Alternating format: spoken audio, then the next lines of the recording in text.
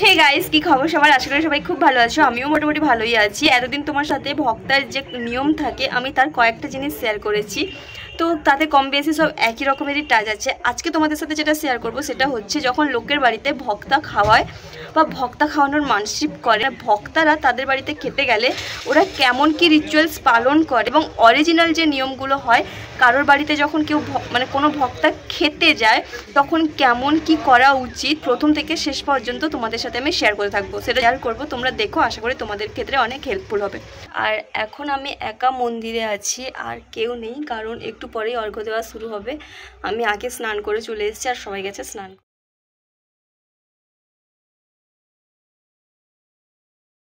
ভক্তা খাওয়ালে প্রথম পাট ভক্তাকে পা ধুইয়ে দিয়ে তার পাটা মুছে তারপর প্রণাম করে ঘরে তুলতে হয় সব ভক্তাকে সমেত পাট ভক্তাকেও। তারপর যে জায়গাটায় পুজো করা হবে সেখানে শিরা সমেত সব কিছু সাজিয়ে গুছিয়ে রেখে দিতে হয়। সাথে 51 টাকা থেকে শুরু করে তুমি আরও যত কিছু দিতে পারো, সাথে গোটা সবজি চাল। তারপর ভগবানের কাছে নিজের মনের ইচ্ছেটা জানিয়ে দেউলে গামছা বাঁধতে হয়। প্লিজ প্লিজ কমেন্টে একবার হলেও হর হর মহাদেব অবশ্যই লিখো।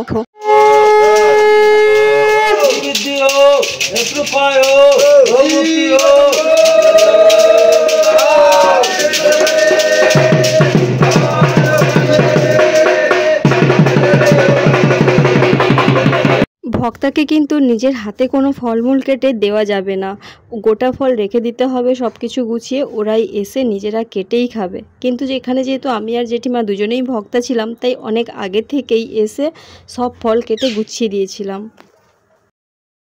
আমি কিন্তু একদিনে না দুদিনের ভিডিও একসঙ্গে তোমাদের সাথে শেয়ার করছি। পরের দিন কিন্তু আবার একজনের ঘরে খাওয়ার নিমন্ত্রণ ছিল। এখানে আবার প্রত্যেকটা ভক্তকে পা ধুয়ে পা মুছিয়ে দেওয়ার রেওয়াজ ছিল এদের বাড়িতে।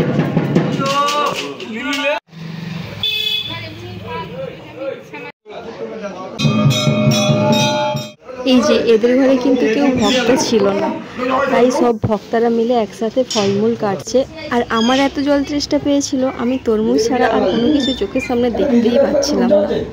খাওয়া দাওয়া শেষ করে যখন মন্দিরে যাচ্ছিলাম, আকাশ আর মন্দিরটাকে দেখে এত ভয় লাগছিল, আবার এক্সাইটেডও লাগছিল, কারণ মন্দিরে ঢুকে দেখে যে গোটা মন্দিরটা সাজানো হচ্ছে। কারণ কাল মানে বৃহস্পতিবার হচ্ছে বড় ভোগ, আজকে হচ্ছে মেজ ভোগ।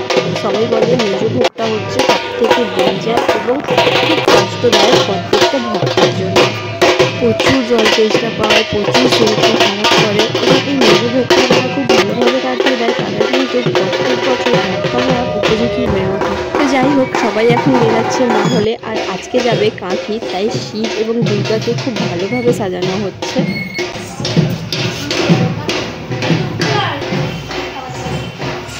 প্রথম পয়তা নেওয়ার আগে সবাই বলেছিল তুই পারবি না, তোর দ্বারা হবে না, ভেবে চিনতে পয়তাটা নাও, কারণ একবার পয়তা গায়ে উঠে গেলে হট করে আর খোলা যাবে না। যাই হোক, এই যে পার্বতী শিবের কাছে এসে প্রণাম করে গেল এখন মহলে, আর এই হচ্ছে শিব। যাই হোক, এদেরকে আমি ভিডিও করছিলাম দেখে বাপি বলল যে আমারও একটা ছবি তুলে দে। সত্যি এদের মাঝখানে আমার বাপিকে যেন মনে হচ্ছিল শিব আর পার্বতীর সন্তান। সত্যি সত্যি, কারণ আমার দাদুও থাকতো পাট ভক্তা, দিদাও প্রচুর শিব ভক্ত ছিল। দেখতে দেখতে 8টা দিন কিভাবে কেটে গেল সত্যিই বুঝতে পারলাম না। ভগবানের ইচ্ছেতে আমার সেভাবে কোনো কষ্ট হয়নি। যাই হোক, দেখা হবে নেক্সট ব্লগে। হর হর মহাদেব, টাটা।